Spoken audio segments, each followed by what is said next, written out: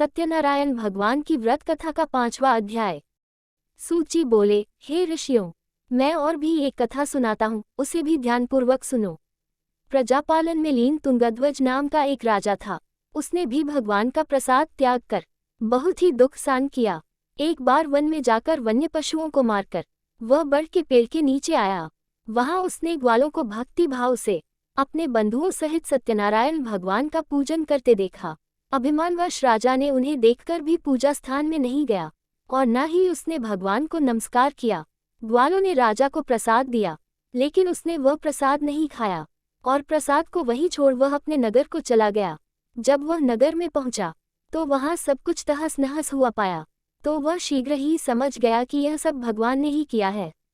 वह दोबारा ग्वालों के पास पहुंचा और विधि पूर्वक पूजा करके प्रसाद खाया, तो श्री सत्यनारायण भगवान की कृपा से सब कुछ पहले जैसा हो गया।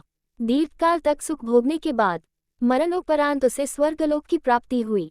जो मनुष्य परम दुर्लभ इस व्रत को करेगा, तो भगवान सत्यनारायण की अनुकंपा से उसे धन धान्य की प्राप्ति होगी। निर्धन धनी हो जाता है और भयमुक्त हो जीवन जीता है। संतानहीन मनुष्य को संतान सुख मिलता है और सारे मनोरथ पूर्ण होने पर मानव अंतकाल में बैकुंठ धाम को जाता है। सूची बोले, जिन्होंने पहले इस व्रत को किया है, अब उनके दूसरे जन्म की कथा कहता हूँ। वृद्ध शतानंद ब्राह्मण ने सुदामा का जन्म लेकर मोक्ष की प्राप्ति की। लकड़हारे ने अगले जन्म में निषाद बनकर मोक्ष प्राप्त किया। उल्कामुख नाम का राजा दशरथ होकर बैकुंठ को गए। साधु नाम के वैश्य ने मोरध्वज बनकर अपने पुत्र को आरे से चीरकर मोक्ष पाया। महाराज तुंगध्वज ने स्वयंभू होकर भगवान में भक्ति युक्त हो कर्म कर मोक्ष पाया।